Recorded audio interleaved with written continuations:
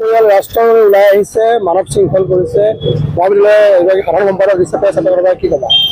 হয়, যিহেতু আমি পেহেলগামত হোৱা দুখজনক ঘটনাই আমাক খুব মৰ্মাহত কৰিছে। আমাৰ ভাৰতীয় ডেকাসকলৰ, আমাৰ ভাৰতীয় যুৱকসকলে তাত তেওঁলোকক হত্যা কৰা হৈছে। ই এক খুব দুখজনক কথা। আমি বিচাৰোঁ যে দোষীয়ে অতি সোনকালে শাস্তি পাওক। সেই উদ্দেশ্যৰ আগত ৰাখি আজি আমি মৰিগাঁও মহাবিদ্যালয়ৰ সমূহ ছাত্ৰ সমাজ আগবাঢ়ি আহিছোঁ। মৰিগাঁও মহাবিদ্যালয়ৰ শিক্ষকবৃন্দসকলে আমাক অভিভাৱক কৰিছে আৰু আমি আজি ৰাজপথত আহিছোঁ যাতে আমাৰ ভাৰত চৰকাৰখনে আমাক এই যুৱক কেইজনৰ পৰিয়ালবৰ্গক সোনকালে ন্যায় প্ৰদান কৰে আৰু এনেকুৱা ঘটনা যাতে কেতিয়াও দুনাই নহয় তাৰ ওপৰত আমাৰ ভাৰত চৰকাৰে গুৰুত্ব প্ৰদান কৰা উচিত।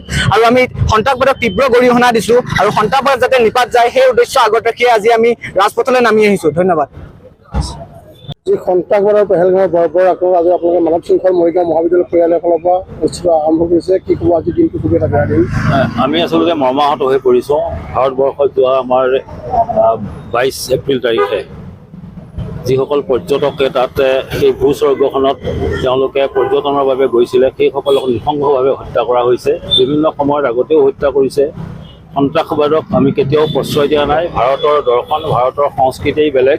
সদায় সাম্য সৌম্যভাৱে আমাৰ ভাৰতবৰ্ষৰ যি আদিপাঠ আমি শিকি আহিছোঁ, কিন্তু ভাৰতবৰ্ষক বিভিন্ন ধৰণৰ নিগেটিভ কিছুমান মৌলবাদী শক্তিয়ে বা অন্যান্য শক্তি কিছুমানে সদায় পৰিচিত কৰি আহিছে।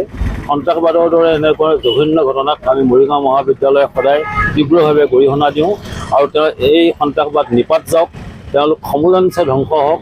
ভাৰতবৰ্ষৰ প্ৰধানমন্ত্ৰী মহোদয়ে যোৱাকালি বিহাৰত এখন জনসভাত যি মূল্যৱান বক্তব্য আগবঢ়াইছে, পৃথিৱীৰ যিকোনো ঠাইত তেওঁলোকক বাছি উলিয়াই তেওঁলোকক উচিত প্ৰত্যুত্তৰ দিব বুলি যি হুংকাৰ দিয়া হৈছে, সেই হুংকাৰ আখৰে আখৰে পালন কৰক, আমি তাকে কামনা কৰোঁ।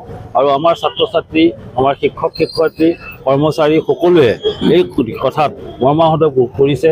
আজি আমি সকলোৱে জানো পঞ্চায়ত ইলেকশ্যনৰ পৰিৱেশ, আমাৰ মহাবিদ্যালয়ত পঞ্চায়ত ইলেকশ্যনে এটা বেলেগ পৰিৱেশৰ সৃষ্টি কৰিছে।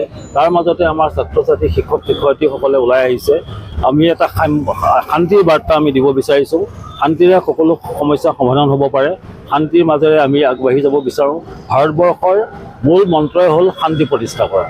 শান্তিৰ বাবে ভাৰতবৰ্ষই আজি হাজাৰ হাজাৰ বছৰৰ আগৰ পৰাই প্ৰচেষ্টা কৰি আহিছে আৰু আমি আশা কৰিম আমি ছাকচেছ হ'ম, আমি কৃতকাৰ্য হ'ম আৰু যি মৌলবাদী শক্তি, এই মৌলবাদী শক্তিক আমি পৰাভূত কৰিবলৈ সক্ষম হ'ম।